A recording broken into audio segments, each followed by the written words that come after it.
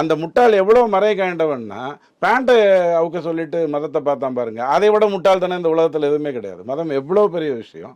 அதை வெறும் அடையாளங்களின் மூலமாகத்தான் நீ பார்ப்பையா? அப்போ அதுதான் உன்னுடைய சகோதரத்துவமா? அதுதான் உன்னுடைய அமைதி மார்க்கமா? இது அவனுக்கு எப்படி புரிய வைக்கிறது? அவன் மறை காண்டு போயிருக்கான், அவன் தூண்டப்பட்டிருக்கான்.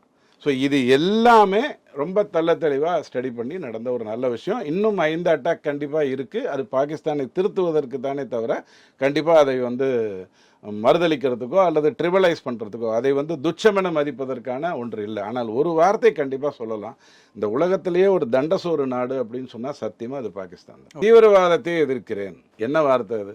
எல்லாரும் சொல்லுவாங்க. 3ஆம் கிளாஸ் குழந்தைகிட்ட போய் கேளுங்க, அது கூட சொல்லும், ஆமாங்க தீவிரவாதத்தை எதிர்க்கு.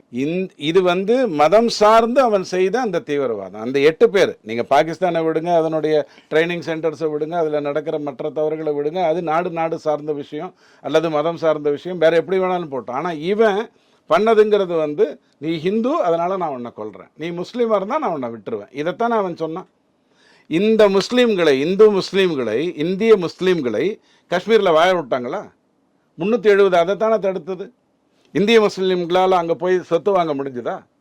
இந்திய முஸ்லீம்களால் அங்கே போய் தங்கி இடஒதுக்கீடை அனுமதிக்க முடிஞ்சதா? ஒரு குடிமகனாக இந்தியாவில் எப்படி இருப்பாங்களோ என்னுடைய இஸ்லா சகோதரி, அதே மாதிரியே காஷ்மீரில் இருந்தாளா?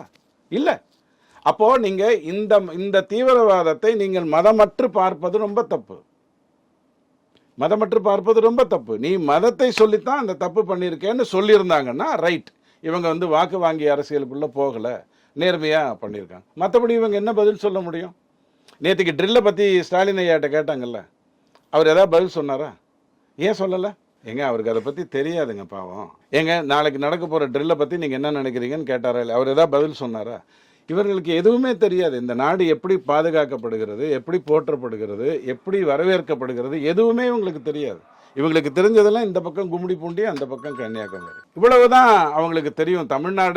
தமிழ்நாடு தான் இன்னும் உலகம் மாறியும். இவங்க தான் சொல்கிறாங்க இல்லையா, என்னையை பார்த்து தான் காலை சிற்றுண்டியே கனடாவில் போட்டாங்க அப்படின்னு சொல்கிறாங்க. இன்னும் கொஞ்ச நாள் விட்டால் என்னால் தான் இட்லியே கண்டுபிடிக்கப்பட்டது, 6 சட்னி வச்சதே நானுங்கிற மாதிரிலாம் வளர தொடங்குவாங்க. இது எல்லாமே புறந்தள்ளிருங்க. இது இப்போ நாம் பேசிகிட்டு இருக்கிறது வேறு விதமான ஒரு விஷயம்.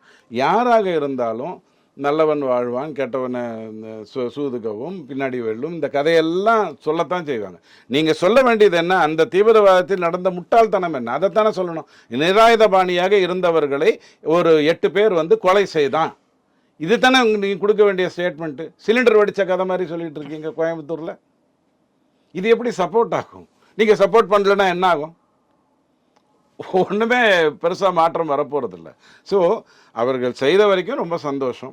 ஆனால் அந்த வார்த்தைகள் ரொம்ப முக்கியம்.